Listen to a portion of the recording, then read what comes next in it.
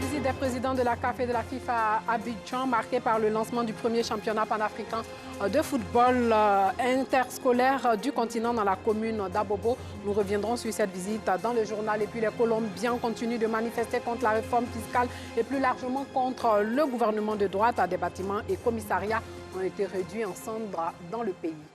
Bonsoir et bienvenue dans le journal. Le mois de Ramadan tire à sa fin et les musulmans sont au 22e jour de jeûne.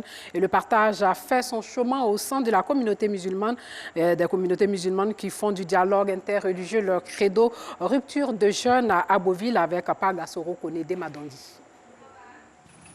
Agboville, siège de la SYMPA, société coopérative ivoirienne de négoce de produits agricoles spécialisée dans la commercialisation du café et du cacao. Il est un peu plus de 17 heures. Nous sommes à quelques minutes de la rupture du jeûne du jour. Dans la cuisine, les femmes s'activent. Elles doivent proposer les plus beaux mets pour la rupture. Au menu, une salade de fruits, on a de la macédoine, on a du tchèp avec de la viande, on a du ragoût, on a de la bouillie de mil, on a du thé, voilà. Un mets assez diversifié pour satisfaire tout le monde. Pendant que les femmes s'attellent à la cuisine, à l'arrière-cour, les hommes, eux, dressent les tables pour le repas et les nattes pour la prière. 18h26, l'heure de la rupture a sonné. Le muezzin peut alors procéder à l'appel à la prière.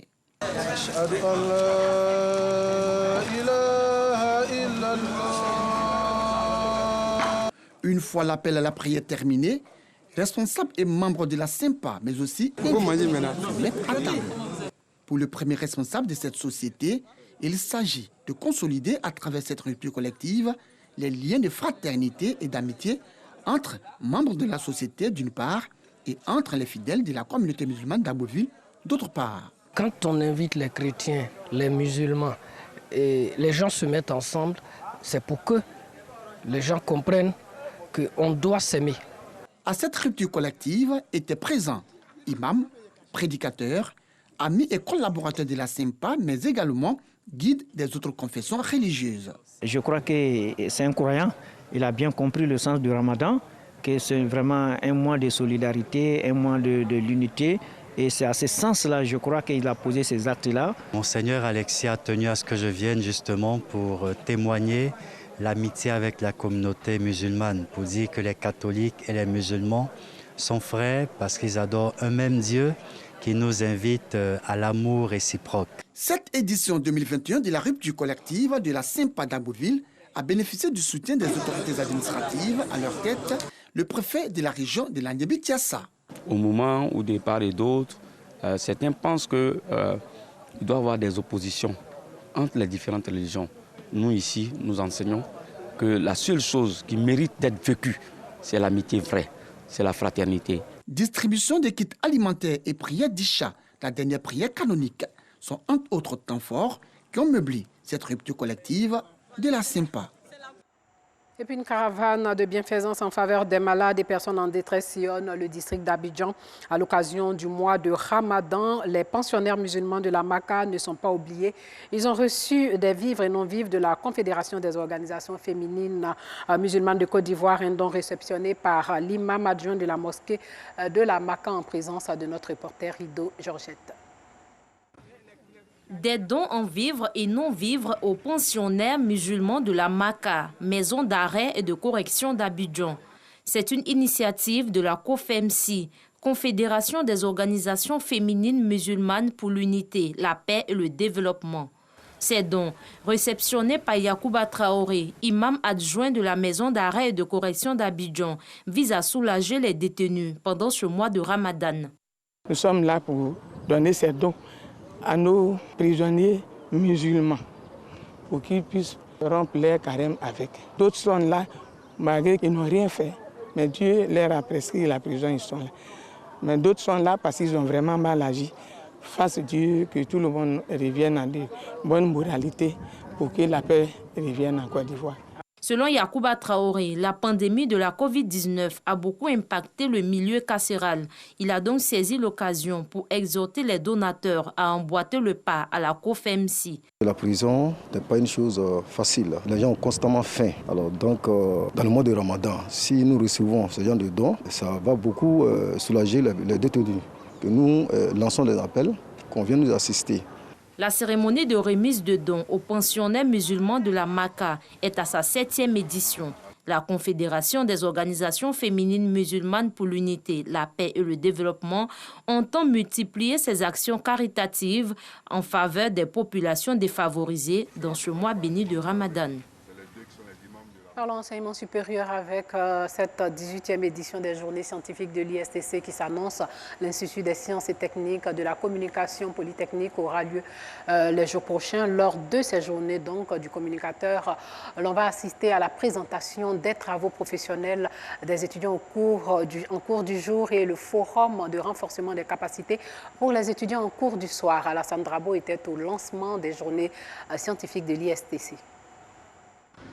À l'ISTC Polytechnique, Institut des sciences et techniques de la communication, depuis quelques semaines, des salles de classe ont changé leur disposition habituelle. C'est-à-dire que si on veut faire le cours à l'ISTC, évidemment on va mettre l'ISTC, mais si c'est un cours où chacun est à la maison et doit suivre le cours en ligne, c'est que les étudiants prennent part aux pratiques professionnelles. Le professeur du jour adapte donc la salle à la vision de l'école. Nous faisons ce qu'on appelle la pédagogie inversée.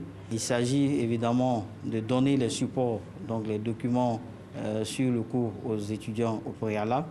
Et après, nous nous retrouverons pour pouvoir faire des échanges. À l'instar de ces étudiants en licence professionnelle 2 de publicité marketing, plus de 400 autres étudiants de l'Institut prennent part aux pratiques professionnelles.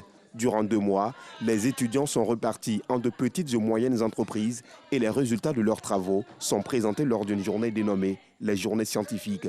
La direction générale de l'ISTC Polytechnique a, au cours d'une conférence de presse tenue ce jour, fait part des objectifs de la 18e édition de ces journées. L'objectif pour l'Institut, c'est vendre ses produits, c'est vendre ses clients que sont nos étudiants.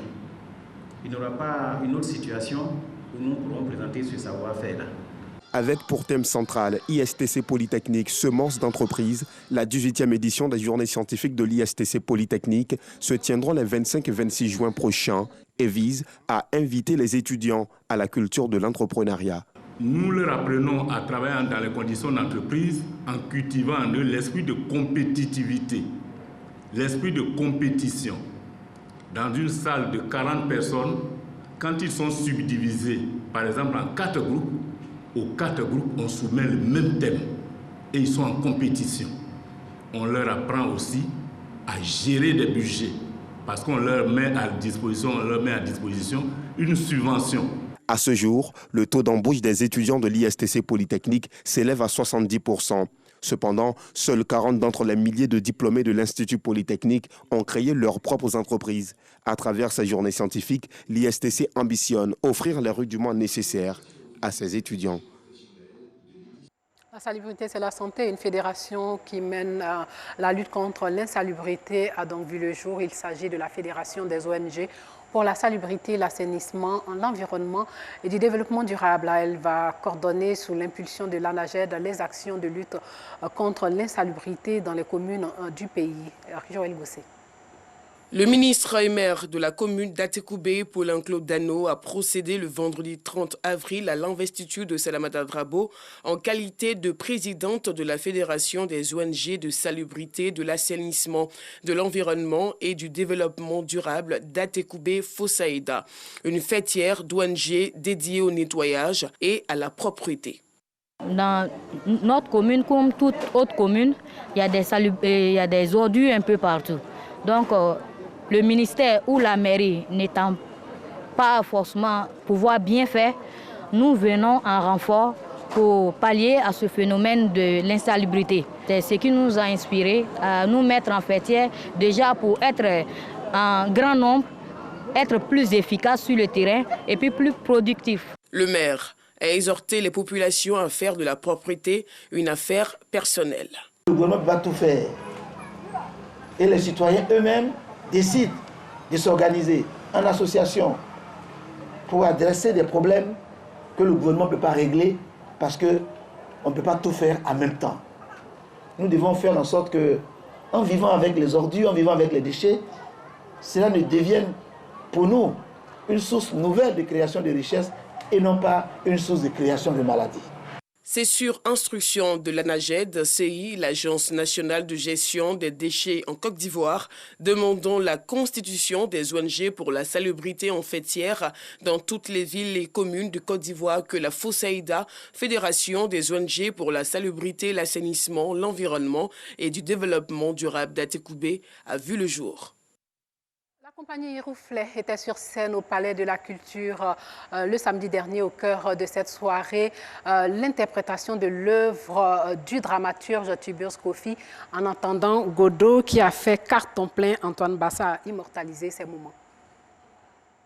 En remontant sur scène, ces diplômés de l'Institut national supérieur des aides de l'action culturelle INSAC veulent faire vibrer à nouveau les férus du théâtre ivoirien. Si on est dans notre bulle de sachant, si on est dans notre bulle de plus fort, comme on le dit souvent, sans qu'on ait face d'action de terrain réel, on n'obtiendra pas grand-chose. Donc véritablement, je demande à tous mes maîtres qui nous ont dévancés, à tous mes pères, à tous les petits frères qui viennent après, d'y mettre de la détermination. En attendant Godot, l'œuvre de Tiburce Kofi, interprétée ce soir sur la scène du Palais de la Culture de Treichville, sous le couvert du comique, est une ode à la détermination, à la persévérance. Cette pièce, pour faire comprendre aux uns aux autres et surtout aux Ivoiriens que quand on attend quelque chose, on ne se croise pas les bras pour attendre que la chose arrive.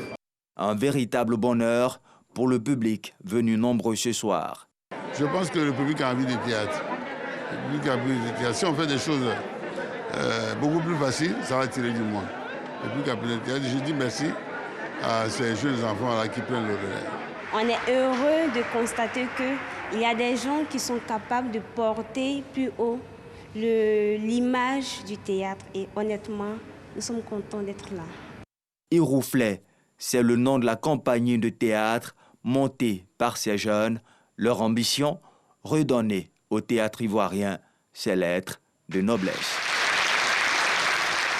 Un mot de sport, les présidents de la CAF et de la FIFA étaient à Abidjan dans le cadre de leur première mission conjointe en Afrique depuis l'élection de Patrice Motsepe à la tête de la Confédération africaine de football en mars dernier. Leur séjour de 2 jours a été marqué par des réunions avec des représentants du gouvernement et des acteurs du football et aussi par le lancement du premier championnat panafricain de football interscolaire du continent dans la commune d'Abobo. Salif Ouattara. 5 milliards 450 millions de francs CFA, c'est le don en nature que la Fondation Motsepe octroie pour le projet pilote du championnat panafricain interscolaire. Une compétition destinée aux gamins dont l'âge varie entre 12 et 14 ans et qui est censée démarrer en 2022. Pour marquer le coup, la caravane constituée de plusieurs ministres ivoiriens et de la crème dirigeante du football mondial s'est rendue dans la périphérie nord d'Abidjan, au lycée moderne d'Abobo, pour le lancement de ce championnat interscolaire.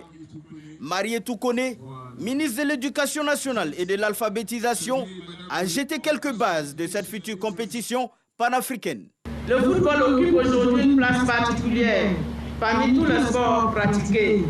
Il représente un trait d'union, un monde sans frontières entre les peuples, les nations, les continents, des millions de personnes pour lesquelles les barrières géographiques, raciales, culturelles, religieuses ou politiques disparaissent totalement. Face à l'enthousiasme du jeune public abobolais, le président de la FIFA, Gianni Infantino, et Patrice Motsepe de la CAF se sont transformés en entraîneurs. Le temps d'un match amical où aucun vainqueur n'était recherché, mais plutôt la consolidation de l'esprit de fair play et d'unité. Abobo, ça va? Je ne veux rien. Les jeunes, l'éducation, les écoles, c'est notre futur. Et le football est avant tout une école de vie, une école dans laquelle on apprend à gagner, on apprend à perdre. Patrice Motsepe et Gianni Infantino ne pouvaient quitter Abidjan sans laisser quelques indices sur le futur agenda du comité de normalisation de la Fédération ivoirienne de football. En appelant à l'unité des acteurs du foot ivoirien, lors d'une conférence de presse, le président Motsepe souhaite afficher sa neutralité dans le processus électoral à la Maison des Verts, dont le rendez-vous des urnes s'annonce pour novembre 2021, après la révision et l'adoption en octobre de nouveaux textes électoraux.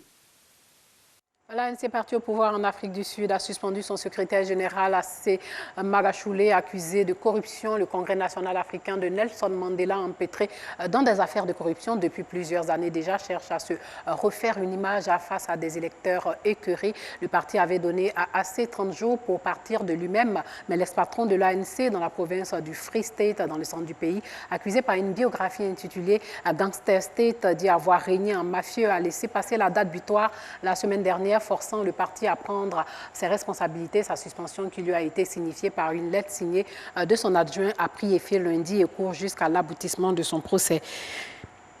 Et pour finir, sachez qu'en Colombie, il y a eu des destructions et pénuries de carburant après des manifestations, bâtiments incendiés, commissariats en cendres. Les Colombiens continuent de manifester contre la réforme fiscale et plus largement contre le gouvernement de droite.